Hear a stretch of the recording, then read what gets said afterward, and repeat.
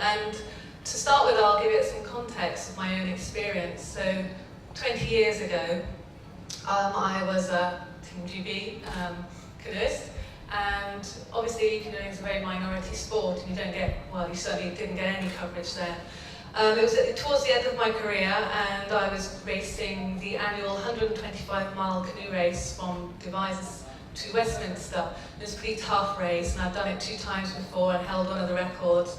And the 3rd time we did it, we looked like we as a team were going to beat most of the blokes. So suddenly some of the newspapers were interested, and I went and spoke to a national newspaper.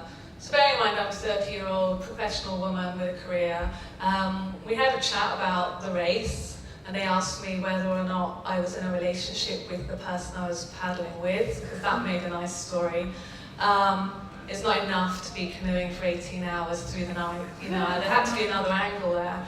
And then we get to the end of the interview, and I said, so, you know, it'd be fantastic for our sport to actually get some coverage, what's the chance, you know, really, honestly. And the journalist said to me, well, you're blonde, so as long as the photographs come out okay, it's a really good chance. Well, I might be blonde, but I didn't play the game, and I tied my hair up because we were at the canoe club with our canoes, and that's what you do. And the picture didn't come out great, we didn't get the coverage. So that's my starting point and the reason for getting this whole project going. That's 20 years ago. You might think things have changed enormously, but things are very slow to change. So 2009, when I was working, I set up Sports Sister, most of you all know sportsister.com, and I went along to a conference that was organised by the Women's Sport Fitness Foundation, and that was in 2009. And so there was about 150 women there, and a handful of men. And towards the end of the conference, we were all talking about, you know, the changes we want to make. And a guy from one of the sponsorship agencies got up on stage and he said, it's all well and good what you've all been talking about, but the reality is, all you can do is get your kit off, because that's the only way you're going to get any coverage. So that's 2009, and I'm like, sorry, you know, we've got to fight this is ridiculous. So, fast forward a couple of years, 2012, how things changed. You know, it's sad to see, you know, our gold medalists having to do these sorts of imagery to get coverage. So, fast forward again, 2014. Things are starting to change because we're starting to ask the questions. Sue Mott, I know you're here somewhere. Hello, Sue. So, Sue at BT Sport did a body image survey. I think it was 100 elite athletes that you spoke to. Question 5, do you think the public and the media value the way a female athlete looks over her achievements in sport? 66.7%, yes. Well, you know, judging by what we just saw, there's no surprising that that's how they feel. Stereotyping is rife. So, International Surfing Day. How does the surf industry decide it's going to celebrate women in surfing? Well, obviously, with the most beautiful women in surfing. The problem with this kind of thing is it excludes so many women. You know, there's a very narrow ideal of what is beautiful. What we want to do is see a lot more diversity across all types of athletes that are showing all different sports, and a diversity of, you know, imagination. Let's have some much more creative campaigns out there.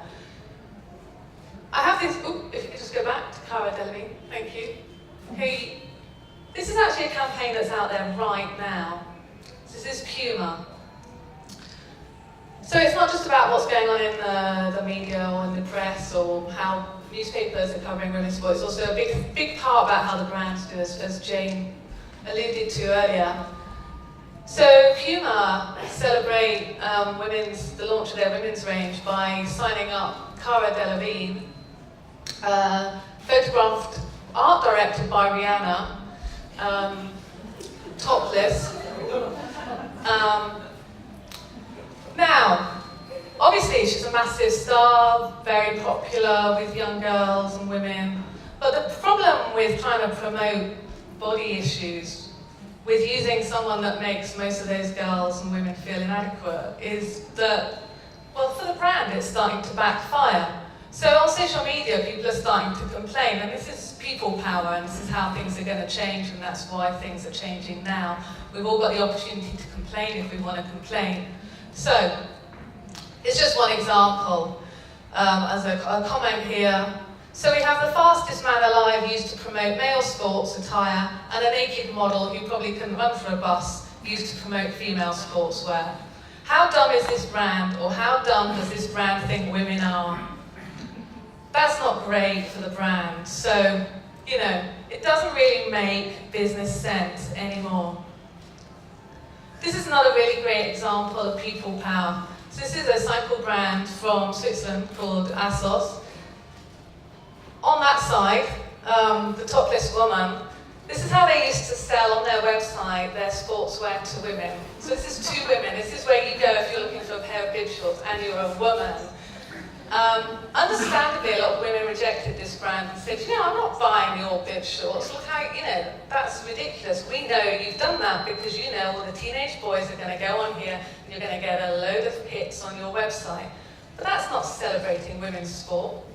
People Power actually changed this, and they've actually had to address this whole problem. This is how they present it now. On this side, it's very much exactly the same way as they now show the men's and the women's very much in line with each other. And they've actually held debates with the women's cycling community, and they've just recently had one in London with Total Women's Cycling to discuss the issues. And you know, they've changed, and they've held their hands up and they said, that was rubbish and we've changed. So this is fantastic, this is a move. This is another brilliant example, and it's a little bit more subtle. So this is also now, happening right now. On the far side over there, this is GQ magazine, and I recommend that you actually go and look at the whole project here. This is just one example, but basically they took 3 top climbers, male climbers, the ones on the rock, and did a fashion shoot in the desert.